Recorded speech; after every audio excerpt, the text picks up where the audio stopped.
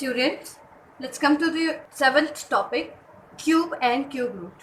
तो अभी तक हम स्क्वायर और स्क्वायर रूट्स पढ़ चुके हैं, कैसे फाइंड आउट करते हैं, क्या होते हैं. इसी तरीके से क्यूब एंड क्यूब रूट भी होते हैं. स्क्वायर में हम किसी नंबर को 2 टाइम्स मल्टीप्लाई करते थे और क्यूब में हम किसी नंबर को 3 टाइम्स मल्टीप्लाई करते हैं. जैसे कि अगर मुझे 3 का क्यूब फाइंड आउट करना है तो मुझे 3 को 3 टाइम्स मल्टीप्लाई करना हो. Okay, so this will be called cube. इसी तरीके से 16 का क्यूब फाइंड आउट करना है तो 16 को 3 टाइम्स मल्टीप्लाई करना. ओके, तो हमारे पास 3 का क्यूब क्या आ जाएगा, 27. 3 3 जा 9, 3 जा 27. एंड 16 का क्यूब हमारे पास ऐसे आ जाएगा 4090. सो ये होते हैं हमारे क्यूब. अब हम समझते हैं क्यूब रूट क्या होते हैं. ओके, क्यूब रूट जिस तरीके से हम स्क्वायर रूट फाइंड आउट करते थे किसी भी नंबर का, स्क्वायर रूट क्या होता है, जिस नंबर से वो मेजर नंबर जनरेट हुआ होता है. ओके, इसी तरीके से क्यूब रूट है. सो कोई भी क्यूब रूट है वो क्या होता है, जैसे 27 हमारे पास यहाँ पर है तो 27 का क्यूब रूट होगा 3. Okay, the basic number 27 is generated from is 3. Okay, so cube root आपको पता है और इसका साइन हमारे पास आता है, स्क्वायर का साइन होता है और उसके ऊपर 3 लगा देते हैं. ओके, जैसे हम स्क्वायर के लिए लिखते थे, suppose cube root of 4096 is 16. Okay, हमारे पास पता है 4096 16 का क्यूब है तो 4096 का क्यूब रूट 16 होगा. Okay, now let's find cube root. अब हमें क्यूब रूट पता करना है कि कैसे फाइंड आउट करते हैं. So let's take an example of 1000. सो पहले हम देखेंगे 1000 का क्यूब रूट कैसे फाइंड आउट करते हैं. इसके लिए हम क्या करेंगे, 1000 को उसके प्राइम फैक्टराइजेशन करेंगे. जैसे डिवाइडेड बाय 2, अगेन बाय 2, 250, 125. इसके बाद ये 5 से डिवाइड होगा तो 25 and so here we have all the prime factors of 1000. So let's write them. तो यहाँ हमारे पास सारे प्राइम फैक्टर्स को मैंने ऐसे लिख दिया है और यहाँ पर मैं देख सकती हूँ मेरे पास 2 कितने हैं, 3. 2 का ट्रिपलेट बन रहा है, 5 का भी ट्रिपलेट बन रहा है, 3 टाइम्स 5 है और 3 टाइम्स 2 है. तो ये हमारे पास 1000 के प्राइम फैक्टर्स हैं. अब मुझे पता करना है इसका क्यूब रूट कितना होगा. तो क्यूब रूट फाइंड आउट करने के लिए हम क्या करेंगे, 1000 के ऊपर हम क्यूब रूट का साइन लगा देंगे और यहाँ से जो भी हमारे पास ट्रिपलेट बने हैं उसका एक नंबर हम लेंगे, जैसे कि यहाँ पर से 2 और यहाँ से 5. Okay, multiply it 10. So 10 is the cube root of 1000. इसी तरीके से हम आगे भी क्यूब रूट फाइंड आउट करेंगे.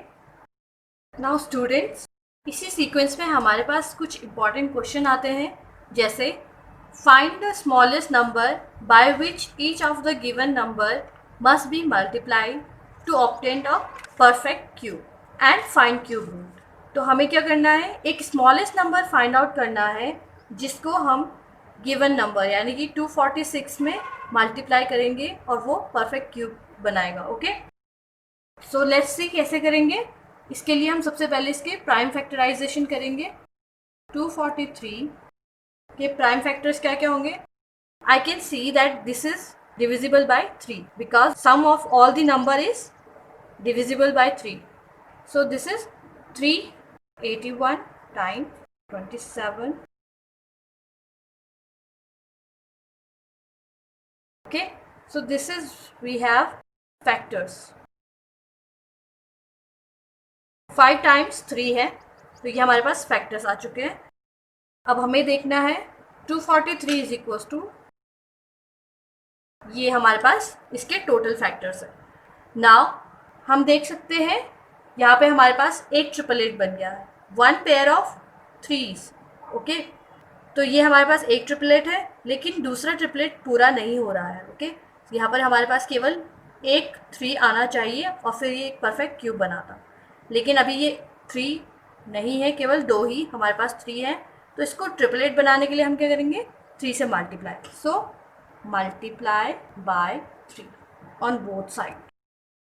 So let's multiply 243 multiply 3 is equals to, so ये मैंने एक्स्ट्रा 3 यहाँ पे मल्टीप्लाई कर दिया। तो यहाँ पर तो हमारे पास ट्रिपलेट बन गया है। ओके, सो ये एक परफेक्ट क्यूब आ चुका है और यहाँ पर परफेक्ट क्यूब आया है 3 से मल्टीप्लाई करके, तो हमने यहाँ पर भी 3 से मल्टीप्लाई किया। ये हमारे पास आया है 729। Okay, so 729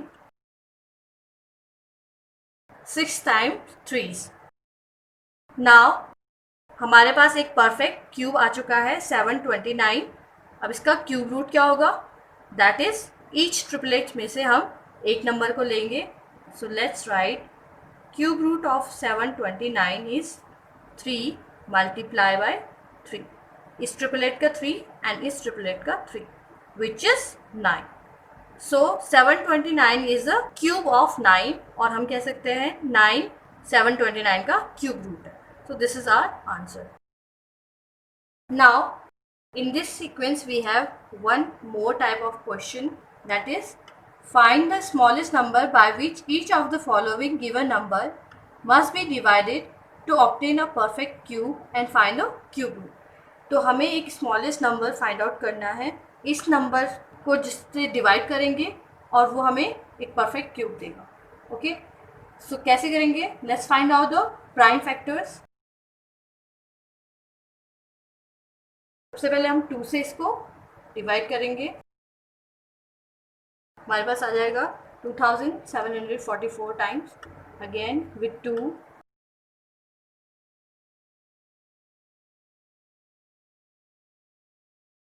now we don't have this even number, और मैं ये देख सकती हूँ ये 7 का क्यूब है या फिर 7 का से डिविजिबल हो जाएगा, तो ये 749 टाइम्स एंड अगेन 7 7 जा 49 and 7 1 ja 7. So this is the prime factorization of 5488. Let's write.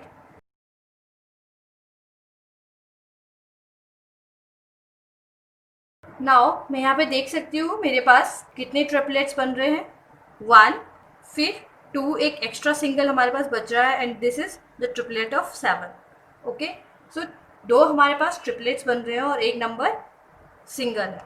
That means अगर मैं यहाँ पर 2 से डिवाइड कर दूँ तो ये मेरे पास एक परफेक्ट ट्रिपलेट्स बन जाएंगे। इसका मतलब है मुझे दोनों साइड 2 से डिवाइड करना पड़ेगा। So divide both side by 2। So